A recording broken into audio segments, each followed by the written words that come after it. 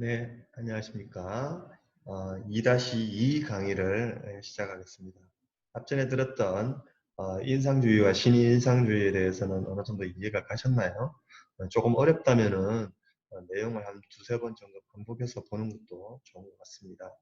자, 다음은 후기 인상주의에 대해서 이야기하겠는데요. 좀 내용이 뭐 인물 위주로 좀 이야기할 건데요. 어려울 수도 있어요. 그렇지만 지금 여러분들이 뭐 인상주의나 신인상주의나 후기 인상주의 작가들의 작품들을 실제 본다면 굉장히 익숙하고 괜찮은 그림들이 많습니다. 그래서 한번 알아두고 상식적으로 알아둔다면은 좋지 않을까 싶어요. 자, 그러면 후기 인상주의에 대해서 이야기하겠는데요. 일단은 PPT 화면을 먼저 보도록 하겠고요.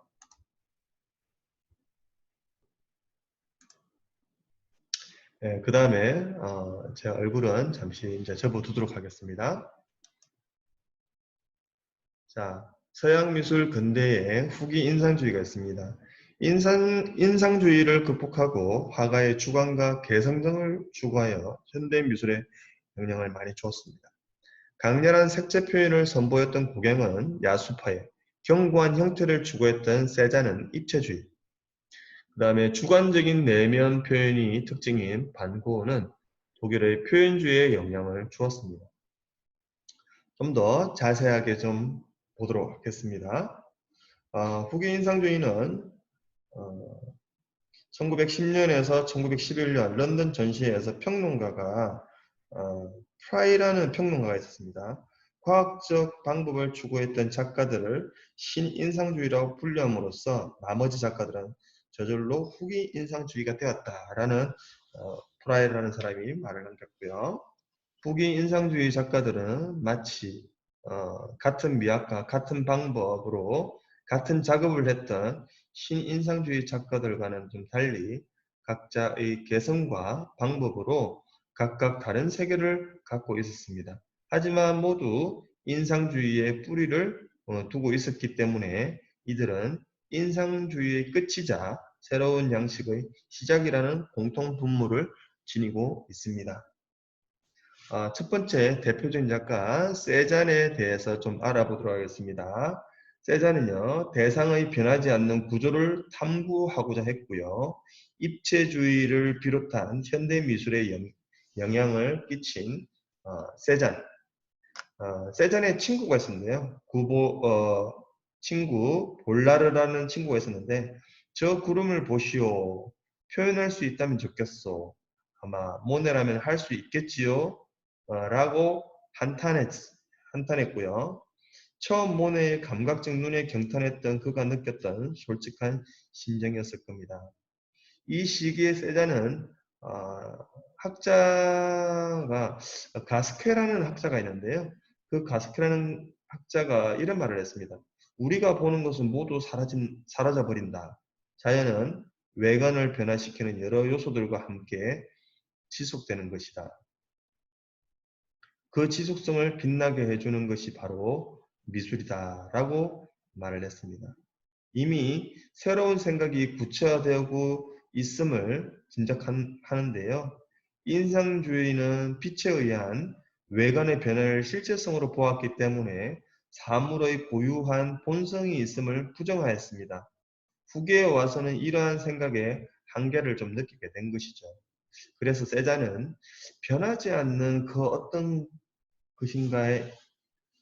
것인가가 아마 있을 것이다.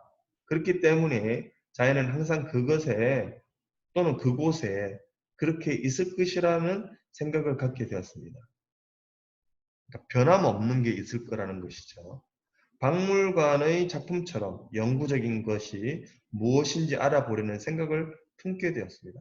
그래서 그는 많은 정물화를 그려서 그 지속성을 끊임없이 탐구해 갔습니다. 자연주의 눈으로 본다면 사실 그의 정물화, 지금 여기도 이 작품이 있죠. 정물화, 과일인 정물이라는 제목이죠. 형태는 물론 원근과 질감 등은 임의대로 단순화되고 기울어져 있습니다. 1904년 세잔은 베르나라에게 보낸 편지 내용이 아주 좀 중요한데요. 여기 보면은 이런 내용이 있습니다. 자연은 원통과 구, 원추로 그려야 한다라는 내용을 이야기합니다. 그래서 편지 그리지만은 여기서 모든 근원적인 내용이 나와요. 그래서 자연은 원통과 구, 원추로 그려야 한다. 그래서 이 부분의 내용의 영향으로 나중에 입체주의에 큰 영향을 미칩니다. 그리고 이 모든 것들은 하나의 중심으로 집중되어 한 단면을 펼쳐 보입니다.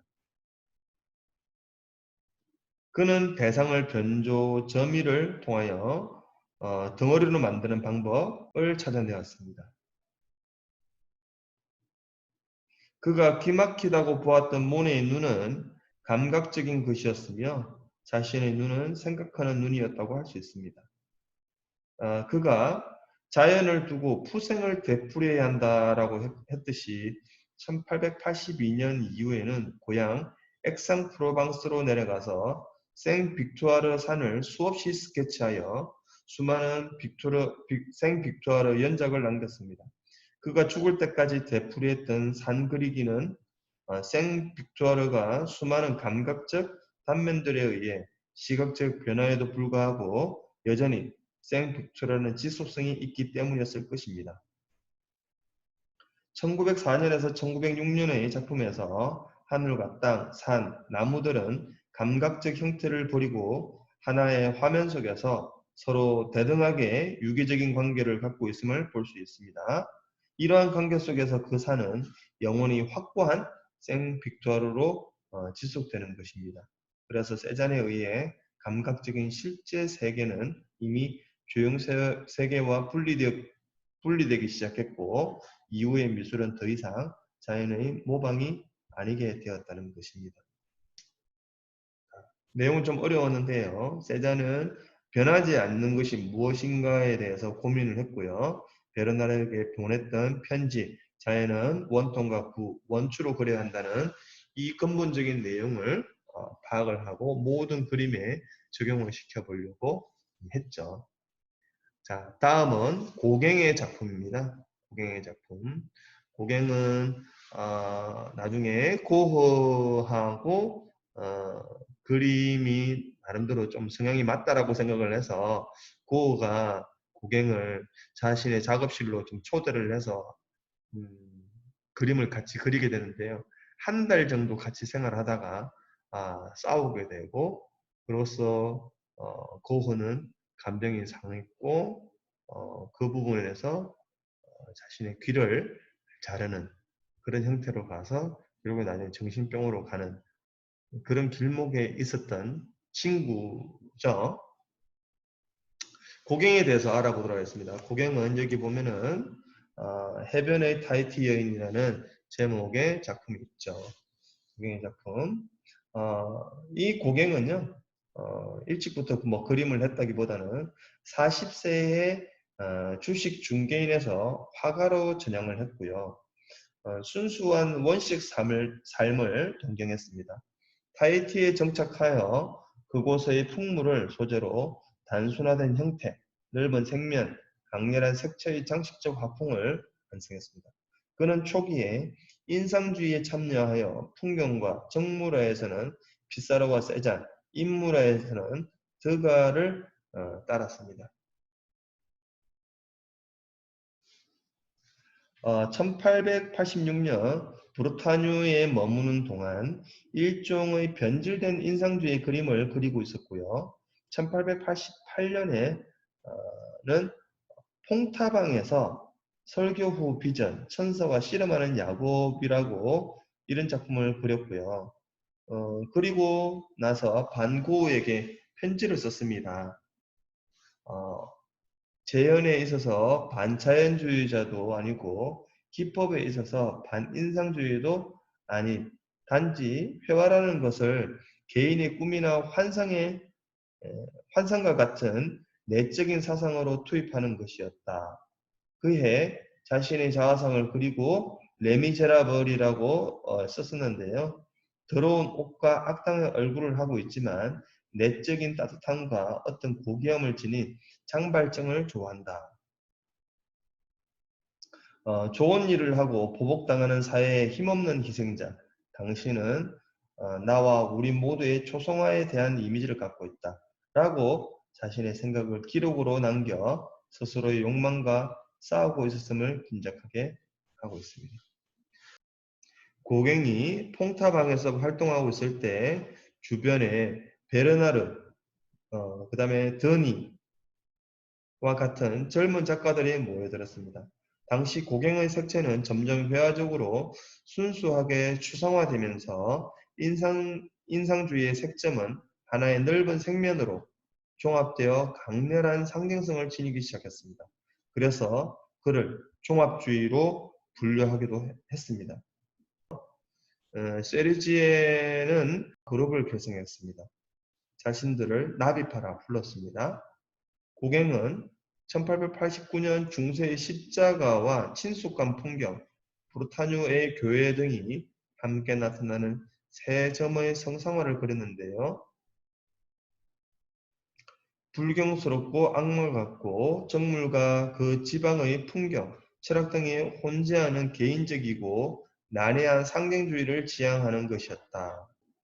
그의 색이나 단순화된 기법은 자연을 해치지 않고 자유로울 수 없었기 때문에 고갱의 상징주의는 언제나 실제성의 반쪽을 걸쳐두는 것이었습니다. 고갱은 조각에도 관심을 가졌고요. 사랑하라 그러면 행복해질 것이다 라는 작품을 제작했습니다. 계속해서 파나 작품도 많이 남겼고요. 결국 그는 1890년 파리의 상징주의자 단체로 이적하게 되었고요. 1년 후에 자신의 작품을 경매에 붙여 완전히 정리한 다음 타히티로 건너가 12년간 자신의 세계에 몰두하게 되었습니다. 1890년부터 일기 시작한 그의 영향은 살롱 도톤의 대회고전을 계기로 본격화되었습니다. 지금까지는 고갱에 대해서 알아봤고요. 다음은 반고흐. 굉장히 유명하죠. 자, 반고흐의 작품은 여기 반고흐의 그림 그리고 있는 장면에 자화상도 있고요. 여기는 사이프러스 나무가 있는 밭인데요. 반고흐의 작품이 나오죠. 1880년 이후 10여 년이라는 짧은 기간 동안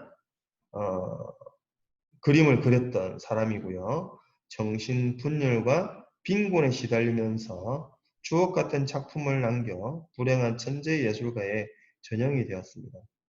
초기에는 밀레풍의 어두운 화면에 가난한 노동자의 삶을 주로 다루었으나 인상주의와 일본 우키요에를 접한 이후에 밝은 원색의 붉고 우글거리는 표현주의적인 선으로 이루어진 화풍을 완성하게 되었습니다.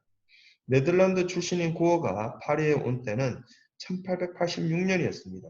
이곳에서 그는 피사르와 시냐크의 작품을 보고 감자를 먹는 사람들에서처럼 어두운 색조로부터 벗어나 분할주의를 시도해 보았지만 1887년 고갱을 만나고 다시 종합주의를 따르게 되었습니다. 그리고 1888년 파리에서 아를로 가던 중 쇠라의 작업실을 방문하게 되었는데 여기에서 본 그랑자트 섬의 일요일 오후 행진, 포즈 등은 그에게 매우 큰 충격을 끼쳤습니다. 그럼에도 불구하고 그는 종합주의를 택하게 되었는데요. 여기에는 몇 가지 이유가 있었습니다. 자신의 작품 해바라기에 대해 다양한 붓질 외에는 색점이나 그 어떤 것도 없는 특별한 분놀림을 찾아보려고 애썼다라는 설명에 비춰볼 때 그는 인상주의가 너무 방법을 제약하고 있다고 느끼면서 단순한 기법을 찾으려 애썼던 것으로 보입니다. 또 한 가지 상징주의자들과 표현주의자들에게 영향을 주었던 종합주의의 색채가 지닌 어떤 암시에 대하여 개척해 보고 싶었기 때문입니다. 밤의 카페에 대해 나는 빨강과 녹색으로 무서운 인간성의 정렬을 표현하려고 애써봤다 라고 한 이유가 바로 이것입니다. 그가 원했던 고갱과의 생활은 그에게 깊은 좌절감만 남겨서 종국에는 자신의 길을 자르는 비정상적인 정신 상태까지 가게 되었습니다. 자신의 정신을 의심하게 된 고어는 1889년 생레미의 정신병원에 자진해서 입원하고 정신치료차 많은 작품을 제작하게 되었습니다. 그는 그때까지도 자신이 하고 있는 일에 대해서 의미를 알고자 했으며 파리와 브로타뉴에 있는 고갱과 베르나르의 작품과 자신의 작품과의 관계와 근원을 알고 싶어 했습니다. 1890년 앙대팡당전에서 반고의 계곡을 본 고갱은 자연을 그리는 사람 중에서 생각하는 사람은 당신뿐이요. 당신의 동생 테오와 상의해서 당신이 원하는 내 작품과 교환하고 싶다고 편지를 보냈습니다. 아까도 이야기했듯이 고갱과 고어가 같은 작업실에서 생활을 하고 그리고 나중에 싸워서 그 다음에 귀를 자르고 그리고 생레미 정신병원에 자진해서 들어가고 사실 이 과정 중에는 누가 뒷받침을 했는가 하면 동생 테오가 항상 형을 경제적으로 뒷받침을 해줬습니다. 형이 이쪽 지방으로 작업실을 옮긴다면 형이 편지를 써서 동생 태우에게 이쪽에 작업실을 옮기니까 앞으로 세를 내주라 그렇게 이야기했고 그 다음에 뭐 작품을 그리는데 뭐가 필요하다 그러면 동생 태우가 사주기도 하고 그런 식으로 경제적으로 뒷받침을 해줬죠. 맨 마지막에 이제 정신병원에서 잠시 외출하는 상태로 뭐 그림도 그리고 하면서 근데 마지막에 근총으로 자살을 시도합니다. 그리고 목숨을 잃었죠. 근데 안타깝게도 교회에서는 장례를 치러주지 않았습니다. 왜 그런가 하면 기독교에서는 자살한 사람에게는 천국은 갈 수 없다. 그리고 장례를 치러줄 수 없다라고 해서 좀 안타깝게도 고흐는 그 고흐의 관을 식당에 보관해 두었다가 식당에서 동생 태호가 와서 이제 무덤을 마련하고 장례를 치렀습니다. 근데 안타깝게도 몇 년 뒤에는 동생 태호도 죽게 됐습니다. 동생 태호는 경제적으로 뒷바라지를 하면서 아마 힘들었지 않았나 싶어요. 하지만 동생 태호는 결혼을 했어요. 결혼을 아내가 동생 태호는 항상 형을 사랑했기에 형의 무덤 옆에다가 마련해 줘야 되겠다. 그래서 고흐와 태호는 나란히 무덤이 있습니다. 그래서 고흐는 거의 10년 동안 그림을 그리면서 동생 태호에게 많은 편지를 남겼죠. 그 편지를 그 태호의 아내가 잘 보관했고 그리고 고흐의 작품도 태호의 아내가 이제 마지막까지 그림을 보관하고 있어서 이런 일화들을 태호와 고흐가 주고받았던 편지가 있기 때문에 역사적으로 지금 사실적으로 남아있다고 볼 수 있습니다. 자, 지금까지는 후기 인상주의에 대해서 이야기했고요. 다음 강의는 2-3 강의로 19세기 조소와 건축에 대해서 알아보도록 하겠습니다.